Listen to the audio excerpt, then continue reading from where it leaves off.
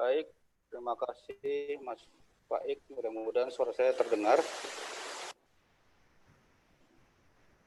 Assalamualaikum warahmatullahi wabarakatuh. Selamat Waalaikumsalam. pagi, salam sejahtera dan salam seroja alias salam sehat rohani dan jasmani bagi kita semua. Yang saya hormati Dekan Fakultas Perikanan dan Ilmu Kelautan Universitas Diponegoro, Ibu Profesor Insinyur Tri Winarni Agustini MSc PSD beserta jajarannya. Yang saya hormati Ketua Forum Komunikasi dan Kemitraan Perikanan Tangkap Bapak Dr. Agus Suherman beserta para pengurus. Yang saya hormati para narasumber yang sudah meluangkan waktunya, Bapak Ono Surono, ST, pengusaha sekaligus anggota Komisi 4 DPR RI, Bapak Profesor Dr. Suradi Wijaya Saputra, Guru Besar Fakultas Perikanan dan Ilmu Kelautan Universitas Diponegoro, Bapak Insinyur Fendiawan, MSI Kadis Kepala Dinas Kelautan dan Perikanan Provinsi Jawa Tengah, dan Bapak Dr. Insinyur Ridwan Mulyana MT, Direktur Perizinan dan Kenelayanan Kementerian Kelautan dan Perikanan Republik Indonesia, serta yang saya hormati para senior dan hadirin yang sudah meluangkan waktunya untuk mengikuti acara ini. Hadirin yang saya hormati, Forum Komunikasi dan Kemitraan Perikanan Tangkap atau yang disingkat FK2PT untuk ketiga kalinya menyelenggarakan temu FK2PT dari 6 pertemuan yang sudah direncanakan dan akan dilaksanakan. Masih dengan tema besar yang sama, yakni era adaptasi norma baru untuk pelaku usaha dan industri perikanan dan kelautan di Indonesia. Dan pada topik ketiga ini akan membahas peluang, tantangan, dan arah ke depan yang untuk perikanan tangkap di wilayah Utara Jawa. Pada awal-awalnya sering orang bilang ke saya itu salah cetak atau tidak di flyersnya, karena yang top itu normal baru. Sedangkan di flyers kita itu ada norma baru. Sesungguhnya itu tidak salah cetak dan itu benar.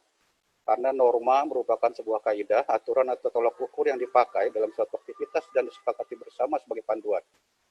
Nah, norma baru ini mau tidak mau harus kita hadapi bersama pada situasi pandemi kali ini.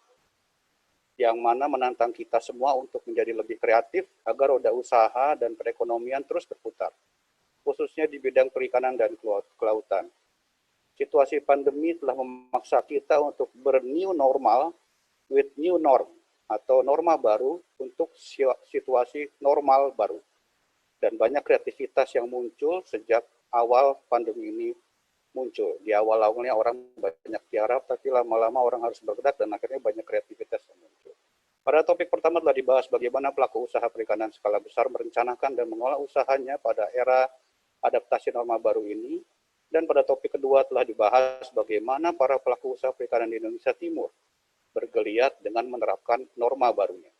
Pada topik ketiga kali ini kita akan sama-sama membahas bagaimana pelaku usaha perikanan di pantai utara Jawa beradaptasi dengan norma baru ini. Seperti kita ketahui bahwa kegiatan perikanan di pantai utara Jawa ini merupakan zona yang paling ramai. Wilayah pengelolaannya berada pada WPP 712 dengan kondisi pemanfaatan yang kerap kali disebutlah overfishing.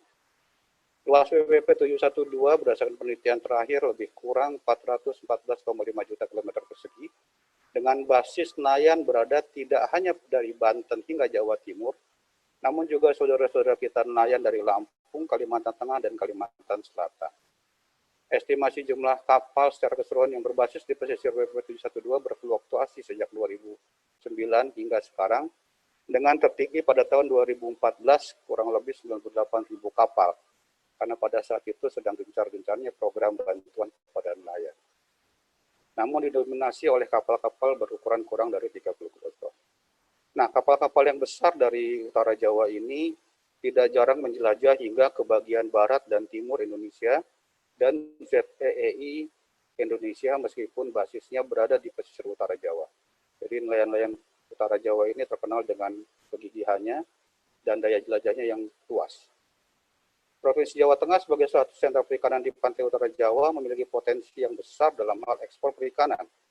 Terbukti pada akhir tahun lalu, kurang lebih bulan November kalau saya nggak salah ingat, tahun 2019, Gubernur Jawa Tengah didampingi dengan Bapak Kepala Dinas Kelautan Perikanan Jawa Tengah dan jajarannya melepas ekspor produk perikanan baik laut maupun darat senilai kurang lebih 72 miliar ke beberapa negara dalam 50 kontainer. Ini hal yang sangat membanggakan bagi kita semua bahwa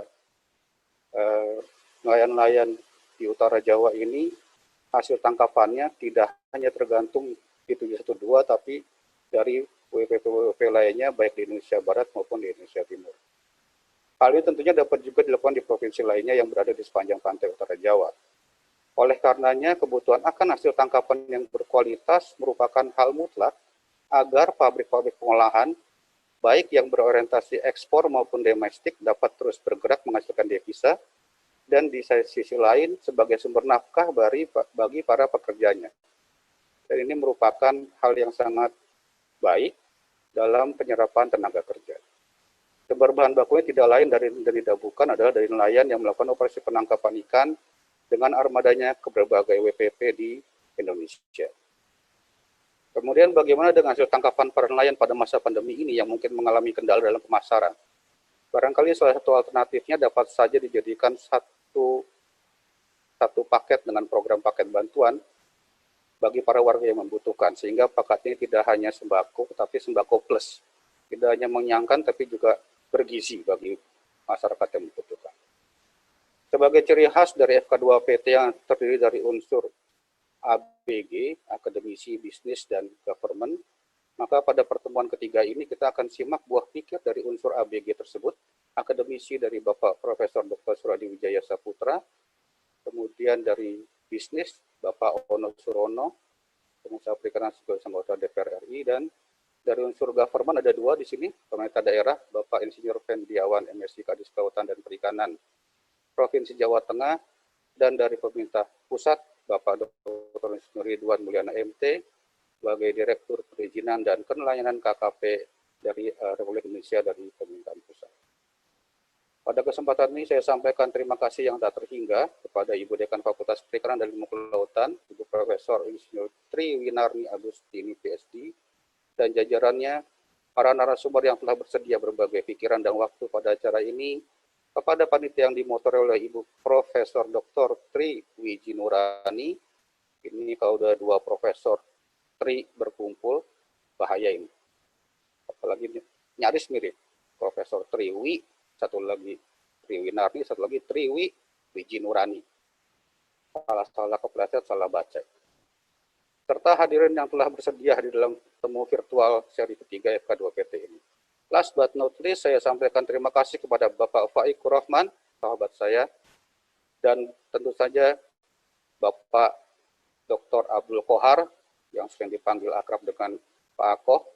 Sebagai moderator, saya ucapkan terima kasih atas sedianya untuk memandu jalannya pertemuan virtual ini. Semoga pandemi ini segera berakhir dan kita semua selalu dilimpahkan keberkahan dan kesehatan oleh Tuhan Yang Maha Kuasa dalam memajukan dunia perikanan dan kelautan di negara kedaulatan Republik Indonesia tercinta ini. Akhirul kalam, billahi taufiq wal hidayah. Wassalamualaikum warahmatullahi wabarakatuh.